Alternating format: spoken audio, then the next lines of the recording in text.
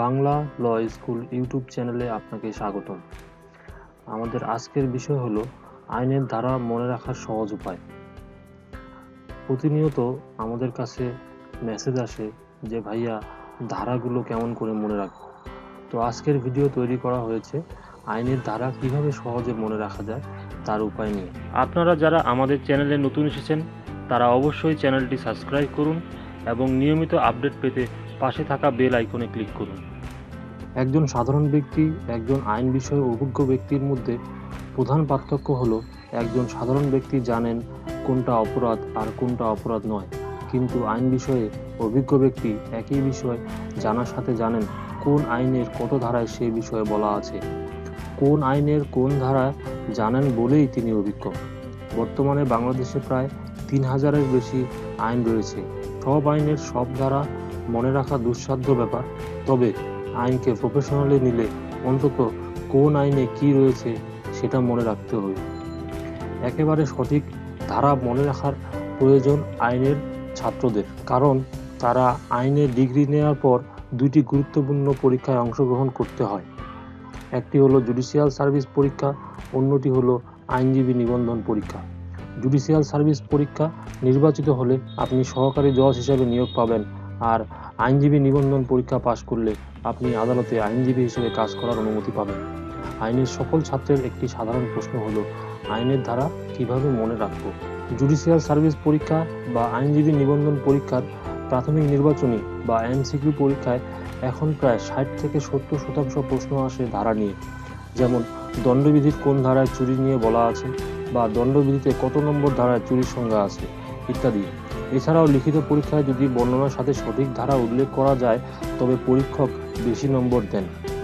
সবচেয়ে গুরুত্বপূর্ণ হলো প্রাথমিক নির্বাচন পরীক্ষায় উত্তীর্ণ হতে হলে সঠিকভাবে ধারা মনে রাখতে হবে। এই বিষয়ে মাথায় রেখেই আজ আমাদের আলোচনা করা হবে একজন আইনের শিক্ষার্থী আইনের ধারা সহজে মনে রাখতে পারবেন। ধাপ ১, মানসিক প্রস্তুতি। প্রথমে মনকে ঠিক করতে হবে যে আপনি ধারা মনে রাখতে চান এবং মনের মধ্যে এই আগ্রহ তৈরি করতে হবে।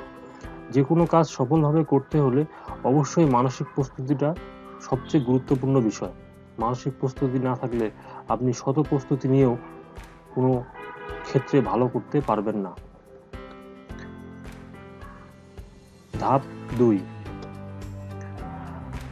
ধাপ ২, প্রথমে আপনি মুখস্থ করার চেষ্টা করবেন যে আইনে মোট কয়টি ধারা আছে এবং কয়টি অধ্যায়ে বিভক্ত।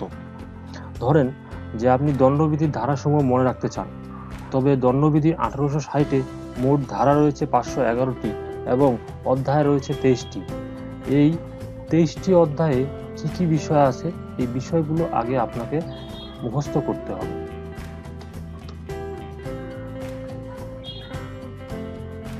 ধাপ ৩, এরপর উক্ত আইনের গুরুত্বপূর্ণ ধারাগুলো নির্বাচন করতে হবে। যেমন কেউ যদি চায় যে আইনের সবগুলো ধারা সিরিয়ালি পড়ে মুখস্থ করবে, তাহলে তাকে আমি বলবো যে সে কোনো ধারাই মনে রাখতে পারবে না। হয়তো বা কিছু কিছু ধারা মনে রাখতে পারে, কিন্তু একটি দীর্ঘমেয়াদী মনে রাখার জন্য অবশ্যই আপনাকে আইনের গুরুত্বপূর্ণ ধারাগুলো আগে নির্বাচন করতে হবে। যেমন দণ্ডবিধির ক্ষেত্রে বলা যায় যে মৃত্যুদণ্ডের ধারাগুলো হলো ১২১, ১৩২, ১৯৪, ৩০২, ৩০৩, ৩০৫, ৩০৭-২ এবং ৩৯৬। এভাবে যদি আপনি প্রথমে গুরুত্বপূর্ণ ধারাগুলো নির্বাচন করতে পারেন তবে আপনার পড়ার ক্ষেত্রে সহযোগিতা পাবেন। ধাপ ৪,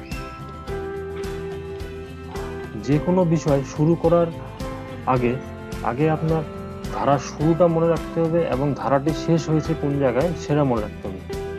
যেমন চুরির বিষয়ে শুরুর ধারা হলো ৩৭৮ এবং শেষ ধারা হলো ৩৮২।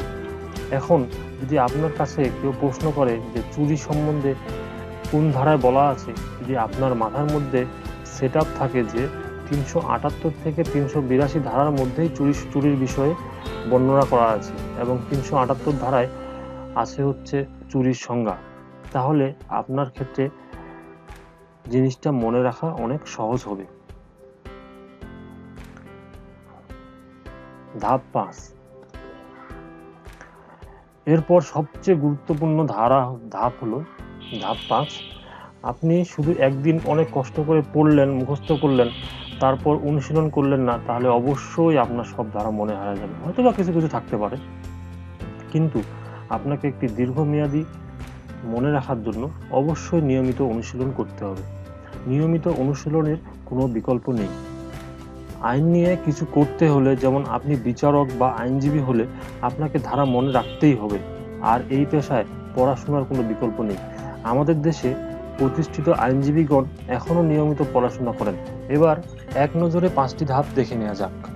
সবার প্রথমে রয়েছে মানসিক প্রস্তুতি, যে আপনি আইন পড়বেন এবং আইনের ধারা মনে রাখতে চান, এই প্রস্তুতিটুকু অবশ্যই আপনার লাগবে। 2 নম্বর ধাপে রয়েছে, প্রথমে আপনি মুখস্থ করার চেষ্টা করবেন মোট কয়টি ধারা আছে এবং কয়টি অধ্যায়ে বিভক্ত এবং কি, এই জিনিসটাই আপনি প্রথমে মুখস্থ করার চেষ্টা করবেন। ধরেন দণ্ডবিধিতে মোট ধারা আছে 511টি এবং 23টি অধ্যায় আছে, এবং 23টি অধ্যায় কি কি অধ্যায় এটুকু আপনি মনে রাখার চেষ্টা করবেন। এরপর আপনি যে আইনটি পড়বেন, উক্ত আইনের গুরুত্বপূর্ণ ধারাগুলো নির্বাচন করে নেবেন। আসলে যে কোনো আইনের সব ধারা মনে রাখা অনেক কষ্ট।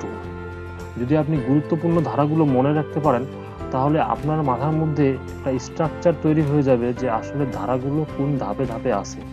প্রতিটি আইনেরই কিন্তু একটি ধাপ আছে। এই ধাপটা যদি আপনি একবার মাথার মধ্যে গেঁথে নিতে পারেন, তবে আপনার জন্য ধারা মুখস্থ রাখা অনেক সহজ হবে। এরপরের ধাপে আছে যে কোনো বিষয়ে শুরুর ধারা এবং শেষ ধারা।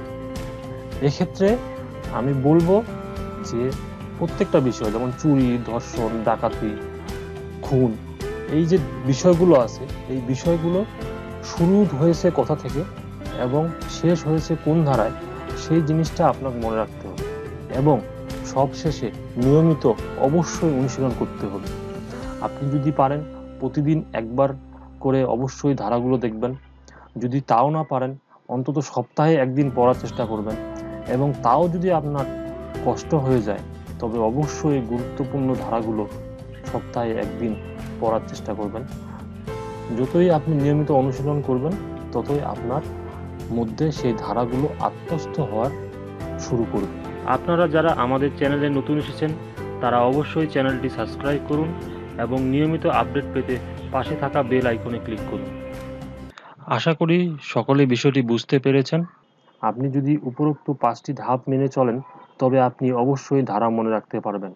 সব সময় মূল আইন পড়ুন এবং গাইড বা নোট বইকে সহায়ক বই হিসেবে ব্যবহার করুন।